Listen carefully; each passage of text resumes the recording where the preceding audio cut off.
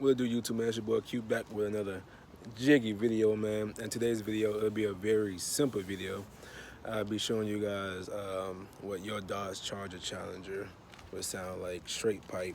And if you keep it straight pipe and add long tube headers to it, what it'll also sound like. Note that, everybody's vehicle will sound a little bit different. And just because you can go like 3-inch or 2.5 inch, or you might keep the stock cat back, which you shouldn't.